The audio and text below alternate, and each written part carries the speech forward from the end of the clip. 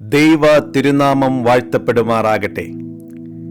നിസ്തുലനും നിർമ്മലനുമായ ക്രിസ്തേശുവിൻ്റെ ധന്യനാമത്തിൽ edifying തോട്ട്സിൻ്റെ എല്ലാ മാന്യ ശ്രോതാക്കൾക്കും എൻ്റെ സ്നേഹവന്ദനം.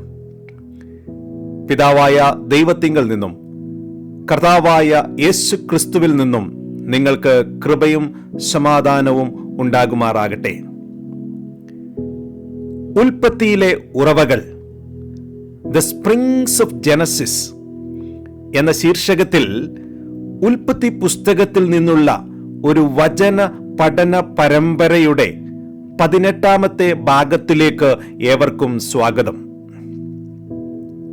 ഇന്ന് നമ്മുടെ ചിന്താവിഷയം ഉൽപ്പത്തി പുസ്തകം അതിൻ്റെ 11ാം അധ്യായത്തിന്റെ അവസാന ഭാഗത്തിൽ നിന്നും 12, 13, 14 അധ്യായങ്ങളിൽ നിന്ന് അബ്രഹാം തൻ്റെ ജീവിതത്തിൽ ദൈവം തന്നെ വിളിച്ചു വേർതിരിച്ച് കനാനിലേക്ക് കൊണ്ടുവന്നപ്പോൾ ദൈവനാമ മഹത്വത്തിനായിട്ട്, ദൈവത്തെ ആരാധിക്കുവാനായിട്ട്, ദൈവത്തോട് കൂട്ടായ്മ ആചരിക്കുവാനായിട്ട് പണിതതായിരിക്കുന്ന യാഗപീഠങ്ങളെക്കുറിച്ച് ചിന്തിക്കുവാൻ കർത്താവിൽ ശരണപ്പെടുകയാണ്. അബ്രഹാമിൻ്റെ യാഗപീഠങ്ങൾ. ഉൽപ്പത്തി പുസ്തകം 11ാം അധ്യായം അതിൻ്റെ 31ാമത്തെ വാക്യം. തേരഹ് തൻ്റെ മകനായ അബ്രഹാമിനെയും ഹാരാന്റെ മകനായ തൻ്റെ പൗത്രൻ ലോത്തിനെയും തൻ്റെ മകനായ അബ്രഹാമിൻ്റെ ഭാര്യയായി മരുമകളായ സാറായെയും കൂട്ടി കൽദേരുടെ പട്ടണമായ ഊരിൽ നിന്ന് കനാൻ ദേശത്തിലേക്ക് പോകുവാൻ പുറപ്പെട്ടു. അവർ ഹാരാൻ വരെ ചെന്ന് അവിടെ പാർത്തു. തേരഹിന്റെ ആയുഷ്കാലം 205 സംവത്സരമായിരുന്നു. തേരഹ് ഹാരാനിൽ വെച്ച് മരിച്ചു. 12ാം അധ്യായം അതിൻ്റെ 1ാമത്തെ വാക്യം. യഹോവ അബ്രഹാമിനോട് അരുളി ചെയ്തത് എന്തെന്നാൽ, നീ നിന്റെ ദേശത്തെയും ചാർച്ചക്കാരെയും പിതൃഭവനത്തെയും വിട്ട് പുറപ്പെട്ട് ഞാൻ നിന്നെ കാണിക്കുവാനിരിക്കുന്ന ദേശത്തേക്ക് പോകുക. ഈ വാക്യങ്ങൾ വായിക്കുമ്പോൾ അബ്രഹാമിനെ ദൈവം വിളിച്ചത് കൽദയരുടെ പട്ടണമായിരിക്കുന്ന ഊരിൽ നിന്ന് ആണോ, അതോ ഹാരാനിൽ നിന്നുമാണോ എന്നുള്ളതായിരിക്കുന്ന സംശയം നമ്മുടെ ഹൃദയങ്ങളിലേക്ക് കടന്നു വരുവാനായിട്ട് സാധ്യതയുണ്ട്. ഉൽപ്പത്തി പുസ്തകം 11ാം അധ്യായം 31ാമത്തെ വാക്യത്തിൽ നമുക്ക് കാണുവാനായിട്ട് കഴിയുന്നത്, തേരഹ്, അബ്രഹാമിന്റെ പിതാവായ തേരഹാണ് അബ്രഹാമിനെയും അബ്രഹാമിന്റെ ഭാര്യയായിരിക്കുന്ന സാറയെയും അതുമാത്രമല്ല ലോത്തിനെയും കൂട്ടിക്കൊണ്ട് ഹാരാനിലേക്ക് വരുന്നത് എന്ന് നമുക്ക് കാണുവാനായിട്ട് കഴിയും. ഉൽപ്പത്തി പുസ്തകം 11ാം അധ്യായത്തിൽ ദൈവം അബ്രഹാമിനെ വിളിക്കുന്ന വിളി നമുക്ക് കാണുവാനായിട്ട് കഴിയുകയില്ല. നമ്മളെപ്പോഴും ചിന്തിക്കുന്നത്, വിശ്വസിക്കുന്നത് ദൈവം അബ്രഹാമിനെ കൽദയരുടെ ഊരിൽ നിന്ന് വിളിച്ചു വേർതിരിച്ചു എന്നാണ്. എന്നാൽ ഉൽപ്പത്തി പുസ്തകത്തിൽ മോശ പറയുന്നത് തേരഹാണ് അബ്രഹാമിനെയും ലോത്തിനെയും സാറയും കൂട്ടി യാത്ര തിരിച്ചത് എന്നാണ്. എന്നിട്ട് ഹാരാനിൽ വെച്ച് തേരഹിന്റെ മരണശേഷമാണ് ദൈവം അബ്രഹാമിനെ വിളിച്ച് നിന്റെ ദേശത്തെയും ചാർച്ചക്കാരെയും പിതൃഭവനത്തെയും വിട്ട് ഞാൻ നിന്നെ കാണിപ്പാനിരിക്കുന്ന ദേശത്തേക്ക് പോകുക എന്ന് പറയുന്നത്. ഇത് ശരിയാണോ? അതിൻ്റെതായിരിക്കുന്ന വാസ്തവം മനസ്സിലാക്കുവാനായിട്ട് നമുക്ക് അപ്പസ്തോല പ്രവൃത്തികൾ 7ാം അധ്യായത്തിൽ ദൈവദാസനായ സ്റ്റീഫന്റെ സന്ദേശത്തിലേക്ക് കടന്നു വരേണ്ടത് ആവശ്യമാണ്. അപ്പസ്തോല പ്രവൃത്തി 7ാം അധ്യായം 1, 2 വാക്യങ്ങൾ ഞാനിങ്ങനെ വായിക്കുന്നു. ഇത് ഉള്ളത് തന്നെയോ എന്ന് മഹാപുരോഹിതൻ ചോദിച്ചതിന് അവൻ പറഞ്ഞത്, സഹോദരന്മാരും പിതാക്കന്മാരുമായ പുരുഷന്മാരെ, കേൾക്കുവിൻ. നമ്മുടെ പിതാവായ അബ്രഹാം ഹാരാനിൽ വന്ന് പാർക്കും മുമ്പേ മെസൊപ്പൊത്താമിയിൽ ഇരിക്കുമ്പോൾ തന്നെ തേജോമനായ ദൈവം അവന് പ്രത്യക്ഷനായി. ഇവിടെ സ്റ്റീഫൻ തന്റെ സന്ദേശത്തിൽ വളരെ വ്യക്തമായി വ്യക്തമായിട്ട് നമുക്ക് മനസ്സിലാക്കി തരികയാണ്, അബ്രഹാമിനെ ദൈവം വിളിച്ചത് ഹാരാനിൽ വെച്ചല്ല ആദ്യമായിട്ട് വിളിച്ചത്, മറിച്ച് കൽദയരുടെ പട്ടണമായ ഊരിൽ വെച്ചാണ്, മെസൊപ്പൊത്താമിയയിൽ വെച്ചാണ്. ഇവിടെ സ്റ്റീഫൻ ഒരു കാര്യം വ്യക്തമായിട്ട് പറയുകയാണ്, ഹാരാനിൽ വന്ന് പാർക്കും മുൻപേ. ഉൽപ്പത്തി പുസ്തകം 11-ാം അധ്യായം 12-ാം അധ്യായം വായിക്കുമ്പോൾ ഒരുപക്ഷെ നമ്മുടെ ഹൃദയങ്ങളിൽ ഈ സംശയം കടന്നു വന്നേക്കാം, ദൈവം അബ്രഹാമിനെ വിളിച്ചത് ഹാരാനിൽ നിന്നുമാണോ, തേരഹാണോ മെസൊപ്പൊത്താമിയയിൽ നിന്ന് യാത്ര തിരിച്ചത് എന്നുള്ളത്. എന്നാൽ സ്റ്റീഫൻ വളരെ വ്യക്തമായിട്ടൊരു കാര്യം ഇവിടെ പറയുകയാണ്, അങ്ങനെയല്ല, മറിച്ച് ദൈവം അബ്രഹാമിനെ വിളിച്ചത് മെസൊപ്പൊത്താമിയയിൽ വെച്ചാണ്, കൽദയരുടെ പട്ടണമായിരിക്കുന്ന ഊരിൽ വെച്ചാണ്. എന്നിട്ട് തേരഹിന്റെ മരണശേഷം ഹാരാനിൽ വെച്ച് ദൈവം വീണ്ടും അബ്രഹാമിനെ വിളിക്കുകയാണ്. നോക്കുക, ദൈവം വിളിച്ചത് അബ്രഹാമിനെയാണ്. നിന്റെ ദേശത്തെയും ചാർച്ചക്കാരെയും പിതൃഭവനത്തെയും വിട്ട് ഞാൻ കാണിപ്പാനിരിക്കുന്ന ദേശത്തേക്ക് പോകുക. അബ്രഹാമിന് ദൈവത്തിന്റെ വിളിയുണ്ടായി. അബ്രഹാം കടന്നു വന്ന് തന്റെ പിതാവിനോട്, താൻ സ്നേഹിക്കുന്ന തന്റെ പിതാവായ തേരഹിനോട് ഇത് പറയുവാനായിട്ടിടയായി തീർന്നു. തേരഹിന്റെ അവസാനത്തെ പുത്രനായിരിക്കുന്ന അബ്രഹാമിനോട് തേരഹിന് വളരെ വാത്സല്യമുണ്ടായിരുന്നു. അതുകൊണ്ട് തന്നെ അബ്രഹാമിനോട് കൂടെ പുറപ്പെടുവാനായിട്ട് തേരഹ് തീരുമാനിച്ചു. എന്നാൽ ദൈവാത്മാവ് ഇവിടെ ഉൽപ്പത്തി പുസ്തകം 11-ാം അധ്യായത്തിൽ രേഖപ്പെടുത്തുന്നത്, ഈ പുറപ്പെട്ടതായിരിക്കുന്ന ടീമിനെ നിയന്ത്രിക്കുന്നത് അല്ലെങ്കിൽ അവിടെ വെച്ച് കാര്യങ്ങൾ തീരുമാനിക്കുന്നത് തേരഹായിരുന്നു എന്ന് നമുക്ക് കാണുവാനായിട്ട് കഴിയും. അബ്രഹാം അല്ല, ദൈവം വിളിച്ചതായിരിക്കുന്ന അബ്രഹാം അല്ല ഇവിടെ കാര്യങ്ങൾ തീരുമാനിക്കുന്നത്, അബ്രഹാമിന്റെ പിതാവായ തേരഹാണ് എന്ന് നമുക്ക് കാണുവാനായിട്ട് കഴിയും. അതിന്റെ പരിണിത ഫലമായിട്ട് എന്ത് സംഭവിച്ചു? ഉൽപ്പത്തി പുസ്തകം 11-ാം അധ്യായം 31-ാം വാക്യത്തിൽ പറയുകയാണ്, കനാൻ ദേശത്തിലേക്ക് പോകുവാൻ പുറപ്പെട്ടു, അവർ ഹാരാൻ വരെ വന്ന് അവിടെ പാർത്തു. ഭൂമിശാസ്ത്രപരമായി പഠിക്കുമ്പോൾ ഈ ഹാരാൻ കനാനിനും മെസൊപ്പൊത്താമിയയ്ക്കും ഒത്ത നടുവിലുള്ള സ്ഥലമാണ്. കനാനിലേക്ക് പോകുവാനായി പുറപ്പെട്ടതായിരിക്കുന്ന ഈ ഗ്രൂപ്പ്, ഈ വ്യക്തികൾ, എന്നാൽ ദൈവം വിളിച്ച വ്യക്തിയല്ല ഈ ടീമിനെ നയിക്കുന്നത് കൊണ്ട് തേരഹ് അവരെ നയിച്ചതുകൊണ്ട് അവർ ഹാരാനിൽ വന്ന് പാർത്തു എന്ന് നമുക്ക് കാണുവാനായിട്ട് കഴിയും. കേവലം ഹാരാനിൽ വന്ന് അവർ ചില ദിവസങ്ങൾ താമസിക്കുകയല്ല. ഇംഗ്ലീഷ് പറയുന്നത് they dwelt in ഹാരാൻ. പ്രിയമുള്ള ദൈവമക്കളെ, ദൈവം നമ്മെ വിളിക്കുമ്പോൾ, ദൈവം നമുക്ക് ചില ഉത്തരവാദിത്തങ്ങൾ ഏൽപ്പിക്കുമ്പോൾ, ദൈവം തന്നെ തന്റെ വേലക്കായിട്ട് വിളിക്കുമ്പോൾ, നമ്മൾ വലക്കുന്നതായിരിക്കുന്ന, നമ്മൾ സ്നേഹിക്കുന്നതായിരിക്കുന്ന അനേക കാര്യങ്ങളാൽ ബാധപ്പെട്ട് ദൈവത്തിന്റെ വെളിയിൽ എത്തിച്ചേരുവാൻ കഴിയാതെ, ദൈവത്തിന്റെ ഉദ്ദേശത്തിൽ എത്തിച്ചേരുവാൻ കഴിയാതെ നാം അതിന് രണ്ടിനും നടുവിൽ വന്ന് പാർക്കുന്ന അവസ്ഥയാണ് പലപ്പോഴും ഉണ്ടാകുന്നത്.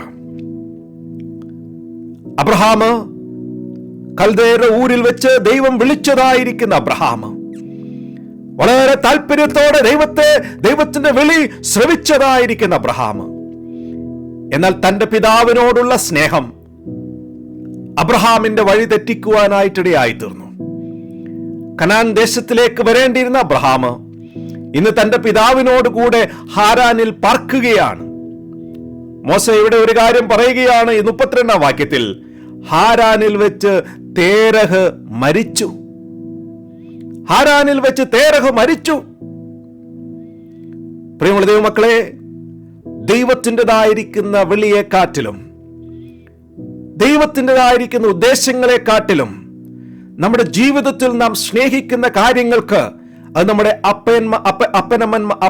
അപ്പനമ്മമാരായിക്കോട്ടെ, നമ്മുടെ മാതാപിതാക്കളായിക്കോട്ടെ, നമ്മുടെ സഹോദരങ്ങളായിക്കോട്ടെ, ഭാര്യമാരായിക്കോട്ടെ, കുഞ്ഞുങ്ങളായിക്കോട്ടെ, എന്തിനും സ്ഥാനം കൊടുത്ത് ദൈവ വെളിയിൽ നിന്ന്, ദൈവത്തിന്റെ ഉദ്ദേശത്തിൽ നിന്ന് വളരെ അകലെ പാർക്കുമ്പോൾ ഒരു കാര്യം ഓർക്കുക, നാം സ്നേഹിക്കുന്നതായിരിക്കുന്ന ആ കാര്യത്തെ എടുത്തു കളയുവാൻ ദൈവത്തിന് അധികം സമയം വേണ്ടതില്ല.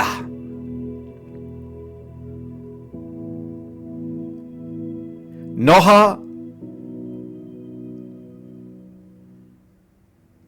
താൻ ദൈവത്തിന് വിരോധമായി പിറുപിറുത്തപ്പോൾ,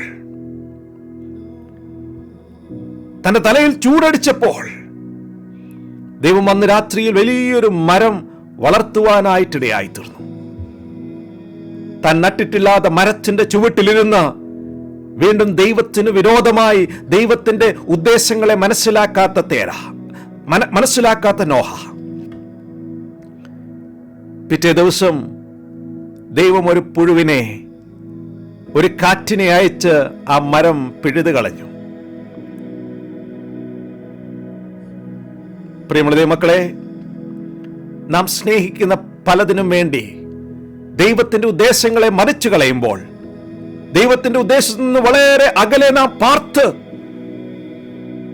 നമ്മുടെ ജീവിതം അനുഭവിക്കുമ്പോൾ, ഒരു കാര്യം മനസ്സിലാക്കുക, നമ്മെ സ്നേഹിക്കുന്ന, നമ്മെ വിളിച്ച ദൈവം ജീവനുള്ള ദൈവമാണ്.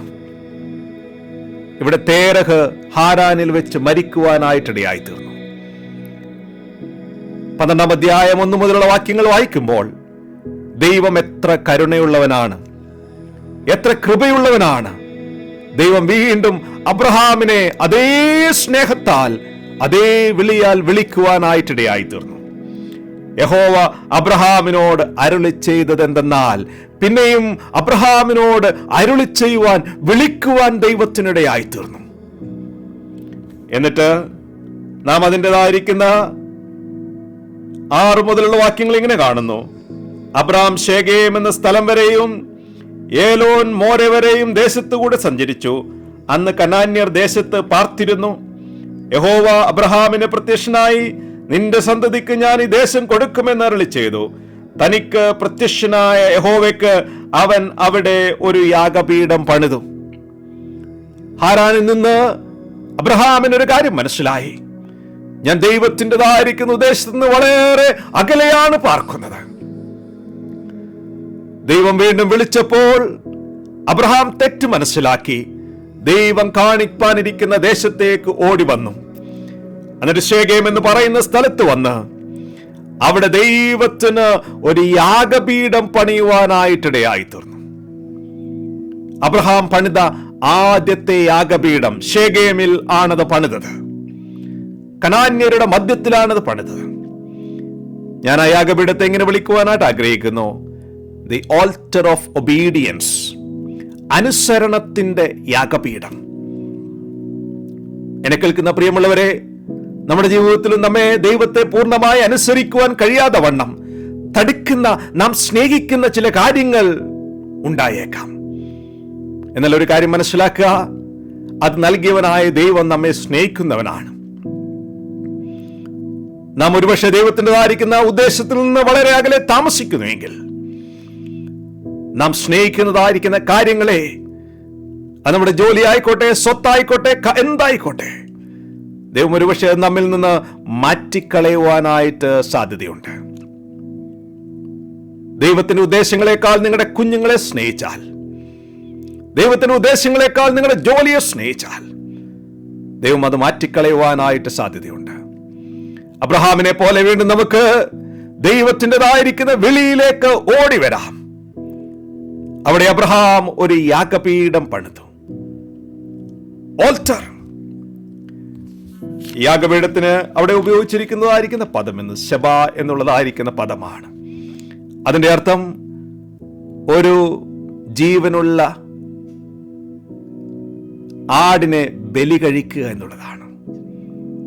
പുട്ടിംഗ് സംതിങ് ടു ഡെത്ത്, യാഗമർപ്പിക്കുന്നതിനെയാണ്. പ്രിയമുള്ള ദൈവജനമേ, ഞാനൊരു കാര്യം പറയുവാനായിട്ട് ആഗ്രഹിക്കുകയാണ്.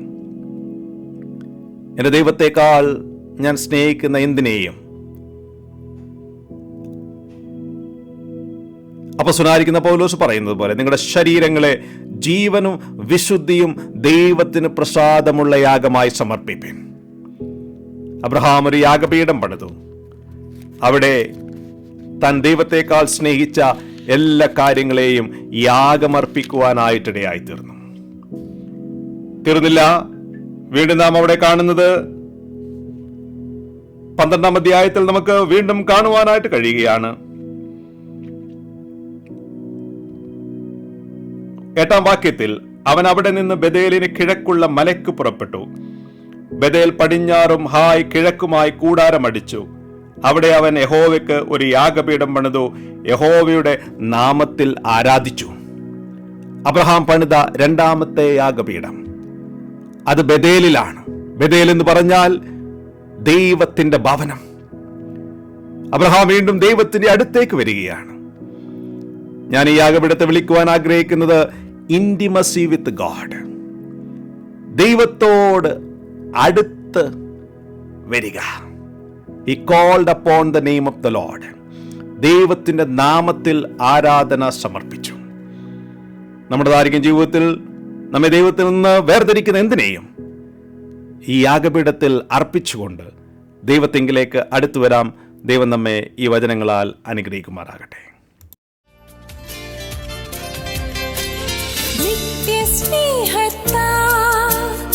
എന്നെ സ്നേഹിച്ചു, നിത്യസ്നേഹത്താൽ എന്നെ സ്നേഹിച്ചു, അമ്മയേകിടും സ്നേഹത്തെ